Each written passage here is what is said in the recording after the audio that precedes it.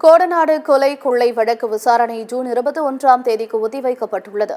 கோடநாடு கொலை கொள்ளை வழக்கு இன்று உதகையில் உள்ள ஒருங்கிணைந்த நீதிமன்ற வளாகத்தில் உள்ள மாவட்ட அமர்வு நீதிமன்றத்தில் நீதிபதி அப்துல் காதர் முன்னிலையில் விசாரணைக்கு வந்தது. முக்கிய குற்றவாளியாக கூறப்படும் கேரள மாநிலத்தைச் சேர்ந்த வாளையார் மனோஜ் ஆஜரானார். அரசு தரப்பு வழக்கறிஞர்கள் மற்றும் வழக்கை விசாரித்து வரும் சிபிசிஐடி போலீசாரும் ஆஜராகினர்.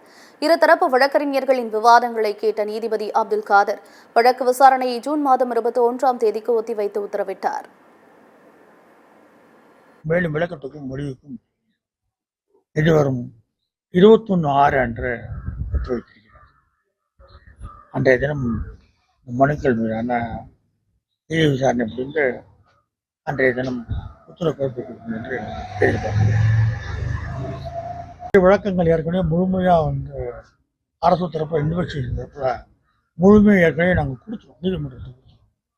நீதிமன்றத்துக்கு முழுமையாக சமர்ப்பிக்கப்பட்ட பின்பு மறுபடியும் புலன் விசாரணை இருக்கும் பொழுது குற்றம் நடந்த இடத்துக்கு செல்வது என்பது வழக்கை முழுமையாக பாதிக்கும் என்பதை ஏற்கனவே நீதிமன்றத்தில் எடுத்துக் கொண்டிருக்கிறோம். நீதிமன்றத்துக்கு மத்தியில் எனவே அந்த வழக்கின் தன்மையை பற்றி ஆராயும் போது சம்பவம் நடந்த இடத்தை பற்றி முழுமையான விவரங்களை ஏற்கனவே நீதிமன்றத்தில் நாங்கள் சமர்ப்பித்து விட்டதால் இப்போது அதுக்கு அவசியம் வரவில்லை என்பதை நாங்கள் எடுத்துக்கொள்கிறோம்.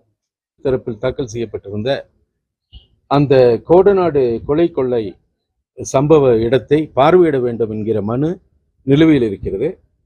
இந்த மனு நிலுவையில் இருக்கும்போது இடையில் எக்ஸ்பர்ட் கமிட்டி, அதாவது பல்துறை வல்லுநர்களை கொண்ட குழு இந்த மேலதிக விசாரணையின் ஒரு பாகமாக அங்கு புலனாய்வு மேற்கொண்டார்கள்.